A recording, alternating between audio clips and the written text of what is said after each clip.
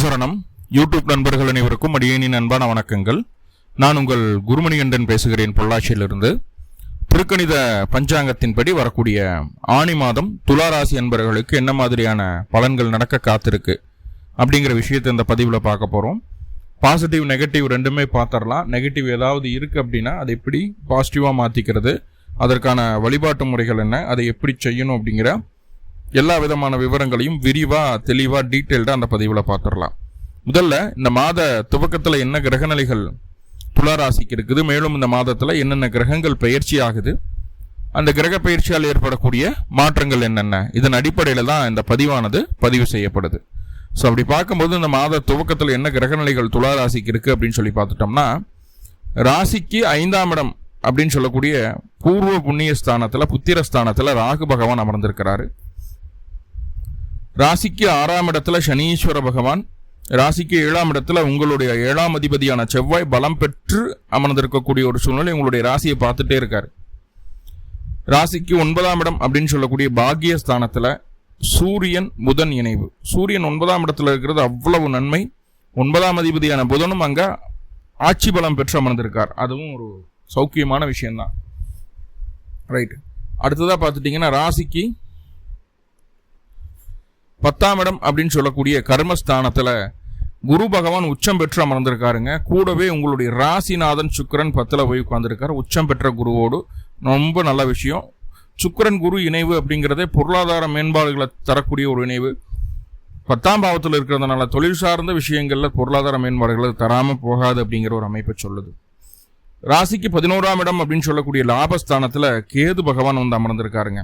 So இதுதான் இந்த மாத துவக்கத்தில் இருக்கக்கூடிய கிரகநிலைகள். மேலும் இந்த மாதத்தில் என்னென்ன கிரகங்கள் பெயர்ச்சி ஆகுது அப்படின்னு சொல்லி பார்த்துடலாம். முதல் பெயர்ச்சியா ஆணி மாதம் 1ஆம் தேதி 15/6/2026 அன்னைக்கு சூரியன் உங்களுடைய ராசிக்கு 8ஆம் இடத்துலேருந்து 9ஆம் இடத்துக்கு பெயர்ச்சி ஆகிறார்.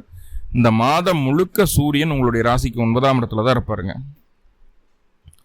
ஆணி மாதம் 6ஆம் தேதி 20/6/2026 அன்னைக்கு செவ்வாய் உங்களுடைய ராசிக்கு 7ஆம் இடத்துலேருந்து 8ஆம் இடத்துக்கு பெயர்ச்சி. அஷ்டமத்தில் செவ்வாய் எல்லாரும் பயந்துக்க வேண்டாம், ரொம்ப பாதிப்புகளை கொடுக்கும் அப்படி இப்படின்னா அதெல்லாம் ஒன்றும் கிடையாது. அஷ்டமத்தில் செவ்வாய் இருந்தால் பல நன்மைகளும் உண்டு. என்ன ஏதுங்கிறத டீட்டெயில்டாக பார்ப்போம். ஏன்னா 2ஆம் அதிபதி 8ல் போய் உட்கார்ந்தாலும் 2ஆம் இடத்தை பார்க்குது, 3ஆம் இடத்தை பார்க்குது அப்படிங்கிறது ரொம்ப நல்ல விஷயம். என்ன ஏதுங்கிறத டீட்டெயில்டாக பார்க்கலாம். ஆணி மாதம் 8ஆம் தேதி புதன் உங்களுடைய பாக்கியாதிபதி 22/6/2026 அன்னைக்கு உங்களுடைய ராசிக்கு 9ஆம் இடத்துலேருந்து 10ஆம் இடத்துக்கு பயிற்சி ஆகிறாரு. ஆணி மாதம் 15ஆம் தேதி அதாவது 29/6 அன்னைக்கு அந்த புதன் வக்ரமடையுது. 10ஆம் இடத்துல வக்ரமடைந்து அப்படியே பின்னோக்கி நகர்ந்து ஆணி 23/7/2026 அன்னைக்கு எகைன் உங்களுடைய ராசிக்கு 9ஆம் இடமான பாகிஸ்தானத்துக்குள்ளேயே போயிடுறாரு. வக்ர பயிற்சி ஆகுது. ஸோ இது புதனனுடைய நகர்வு. அது மட்டும் கொஞ்சம் அந்த பாகிஸ்தானம் மட்டும் கொஞ்சம் அலைச்சலுக்கு உட்படுத்தப்படுது அப்படிங்கிறது தவிர்க்க முடியாத உண்மைதான். என்ன ஏதுங்கிறத டீட்டெயில்டாக பார்ப்போம். அடுத்ததாக ரொம்ப முக்கியமான கிரக பயிற்சி அப்படின்னா உங்களுடைய ராசிநாதனுடைய நகர்வு.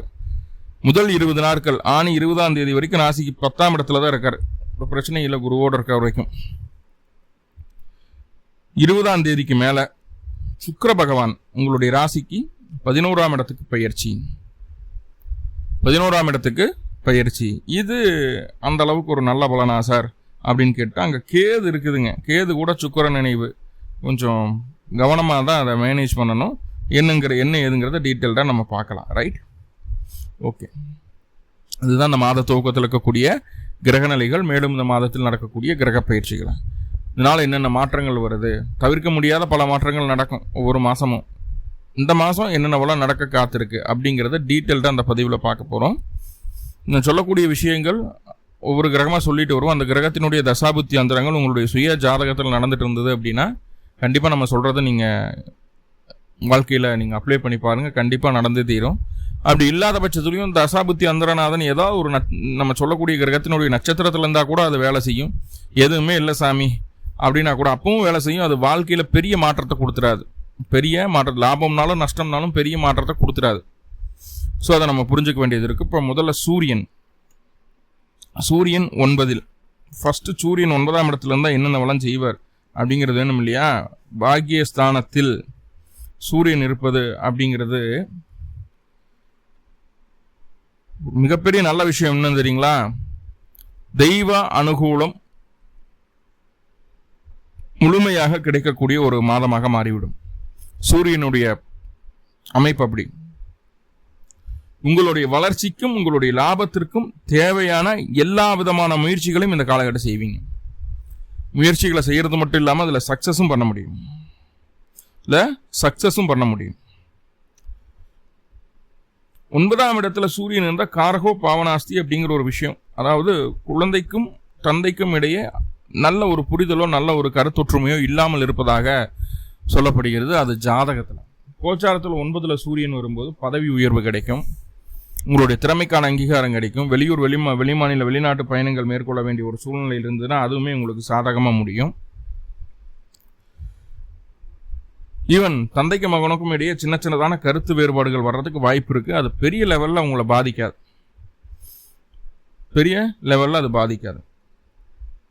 அதே போல யாரெல்லாம் சுயதொழில் பண்ணிட்டு இருக்கீங்க, துளாராசி சொந்த காலில் நிற்கணும்னு யாரெல்லாம் முயற்சி பண்ணி சுயதொழில் செய்துட்டு இருக்கிறீங்களோ அவர்களுக்கெல்லாம் இந்த மாதம் கண்டிப்பாக தொழிலில் வெற்றியும் லாபமும் உண்டாகும்.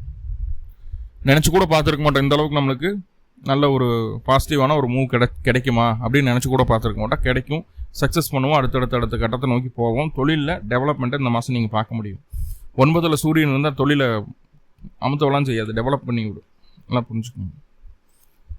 ரொம்ப முக்கியமான விஷயம் என்ன அப்படின்னா, உறவினர்கள் உங்களுக்கு எதிராக, உங்களுடைய கருத்துக்களுக்கு உங்களுடைய செயலுக்கு எதிராக செயல்படுவார்கள். அப்போ நம்மளுக்கு அதிகபட்சமான கோபம் வரும்.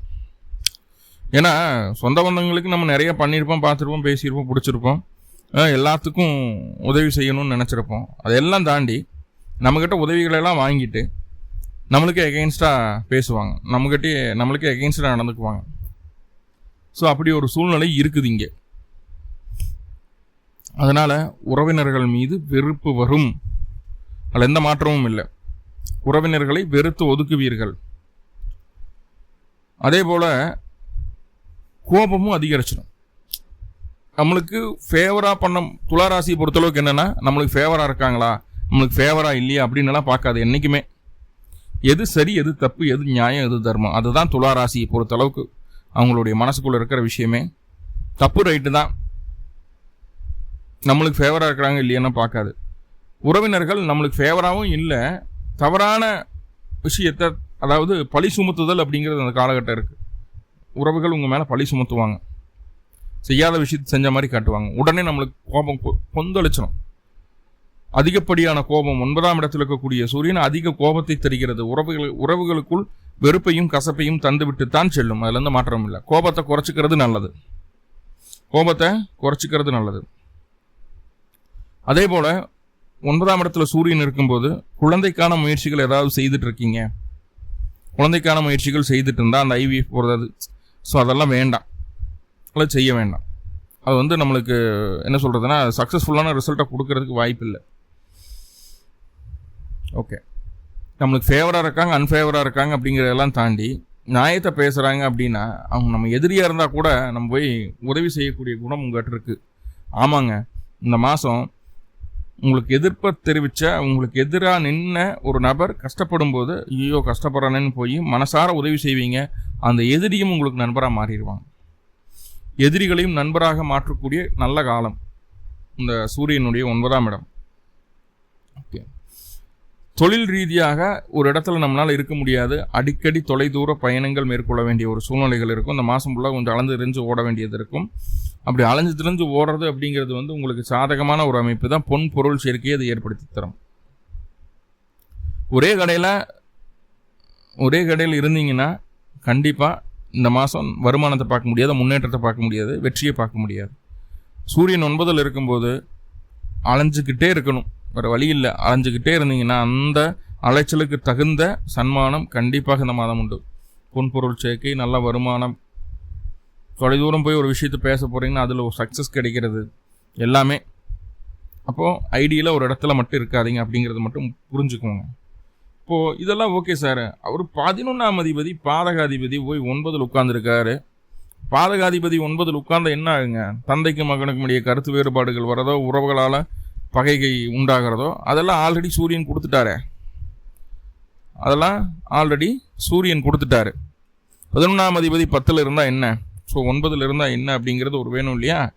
11ஆம் அதிபதி 9ல் இருக்கும்போது எதிர்பாராத பொருளாதார முன்னேற்றத்தை சந்திக்க நேரிடும். அதிர்ஷ்டம் அது மிதுன ராசியாக இருக்கிறதுனால ஷேர் மார்க்கெட்டில் நாலேஜ் இருந்ததுன்னா அதில் நல்ல லாபத்தை பார்க்கலாம்,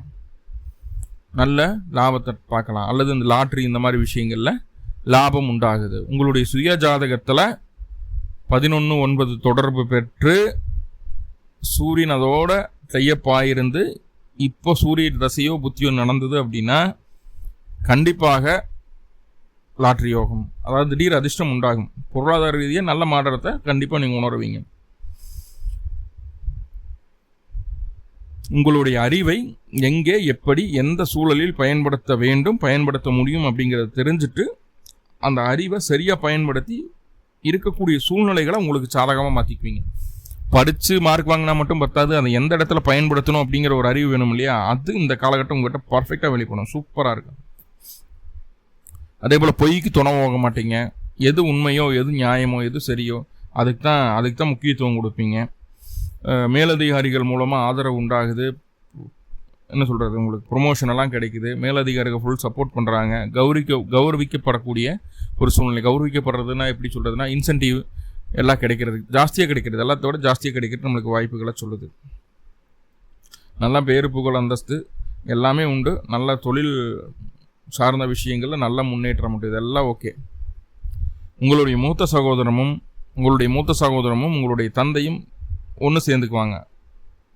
அவங்க 2 பேரும் ஒன்று சேர்ந்துட்டு நம்மளை டம்ப் பண்ணுவாங்க இந்த மாதம். அதை மட்டும் கொஞ்சம் கவனமாக பார்த்துக்குங்க. ரெண்டாவது வேற என்ன விஷயம் அப்படின்னு சொல்லி பார்த்துட்டிங்கன்னா, தந்தைக்கும் உங்களுடைய மாமனார்னு சொல்லுவோம் இல்லையா, அவங்களுக்குள்ளே இருந்து வந்த சங்கடங்கள் சச்சரவுகள் எல்லாம் நீங்கும். உங்களுக்கு காது மூக்கு தொண்டை சம்பந்தமாகவோ இருதயம் சம்பந்தமாகவோ இருந்து வந்த பிரச்சனைகள் இந்த மாதம் குறையிறதுக்கு வாய்ப்புகள் உண்டு. வயது மூத்த நபர்களுக்கு இழந்த ஆரோக்கியத்தை மீட்டெடுத்தது போன்ற ஒரு சந்தோஷம் இருக்கும்.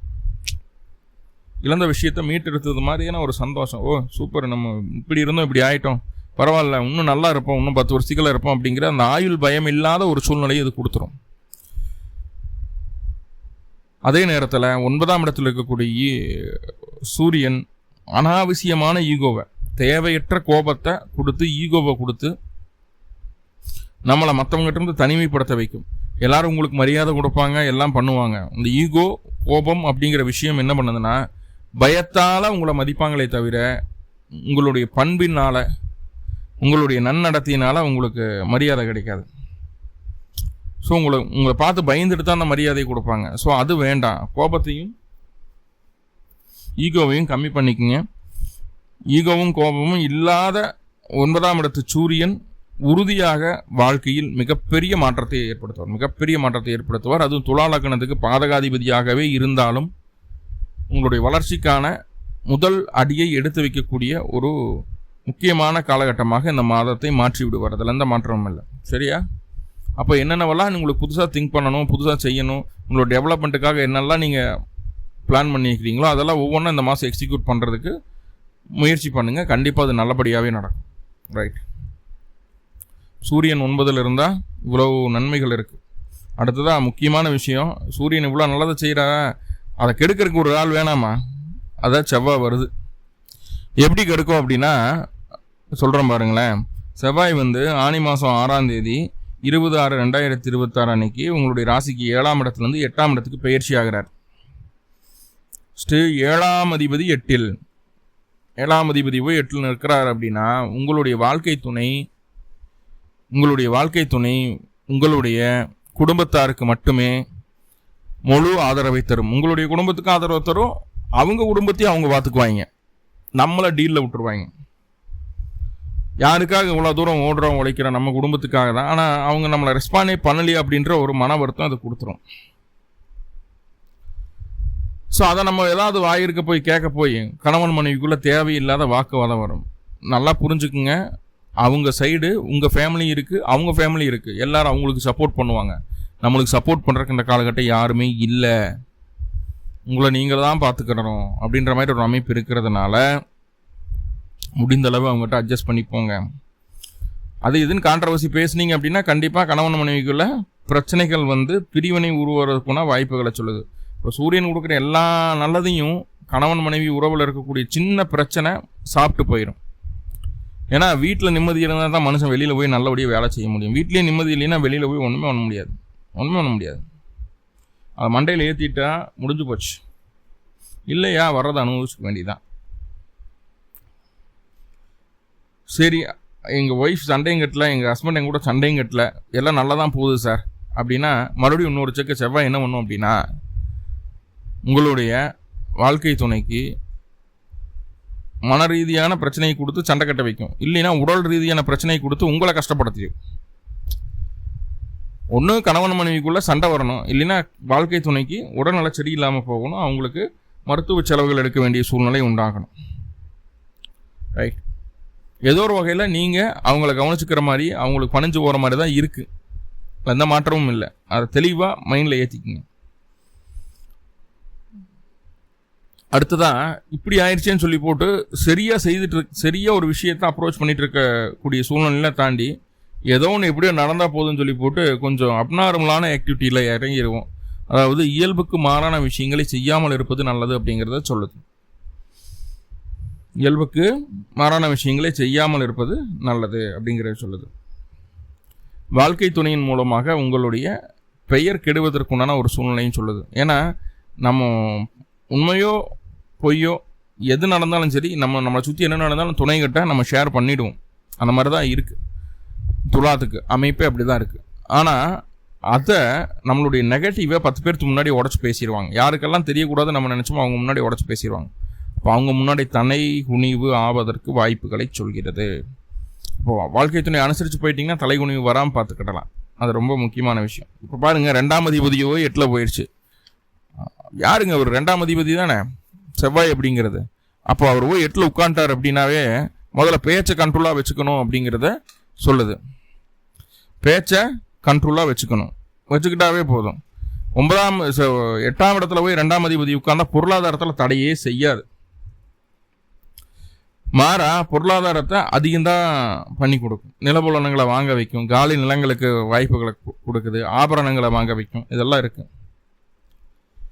அதே போல் மூத்த சகோதரம் தந்தையோடு சேர்ந்து செய்யக்கூடிய சேஷ்டைகளை எல்லாம் தாண்டி இடையில நம்மளுக்கு அப்படியே பார்த்து ஹெல்ப் பண்ணக்கூடிய ஒரு அமைப்பில் தான் இருக்குது. பிரச்சனை இல்லை.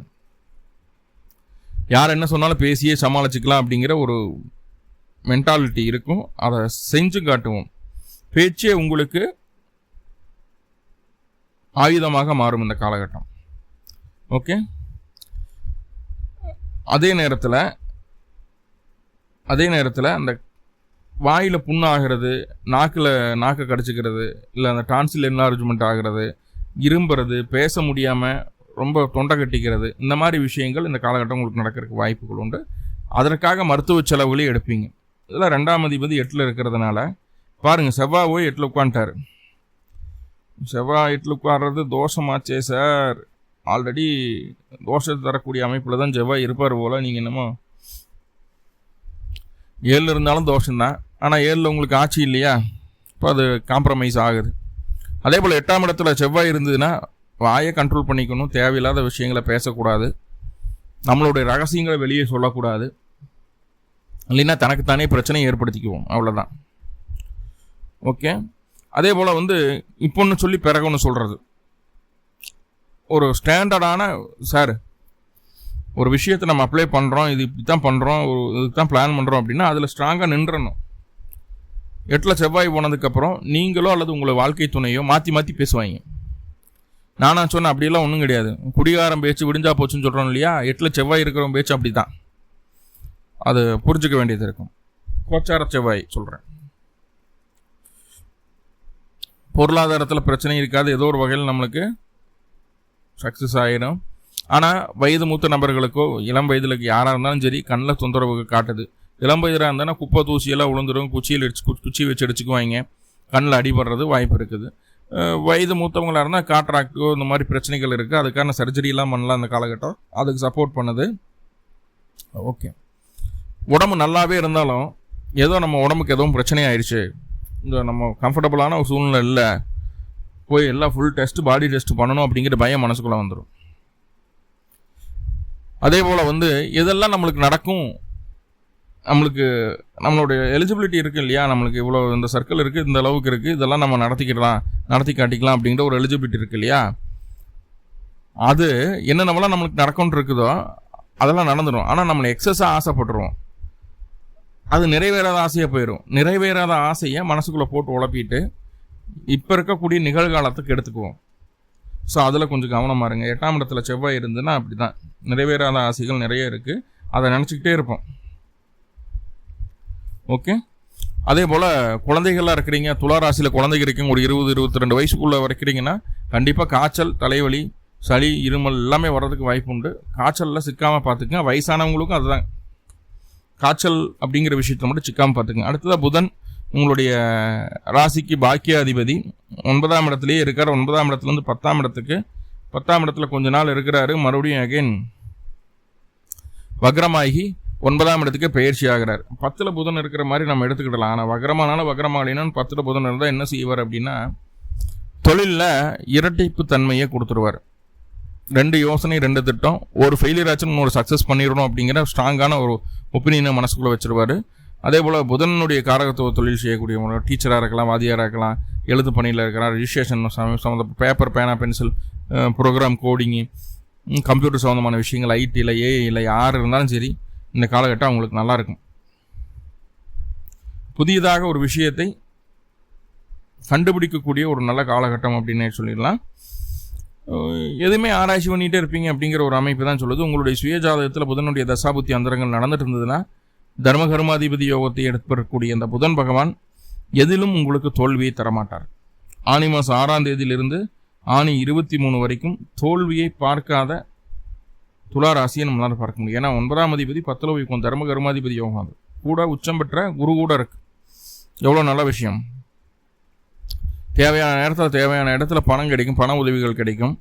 அதே போல் வந்து அரசாங்க அரசியல் ஈடுபாடு இருக்கக்கூடிய நபர்கள் நம்மளுக்கு சாதகமாக இருப்பாங்க, பெரிய அதிகாரிகள் நம்மளுக்கு சாதகமாக இருப்பாங்க, எல்லாமே உண்டு. அதே போல் மனசுக்குள்ள ஆன்ம பலம் அப்படிங்கிறது அதிகரிக்கக்கூடிய ஒரு அமைப்பு. ஆயுள் பலம் நீங்கிவிடும்.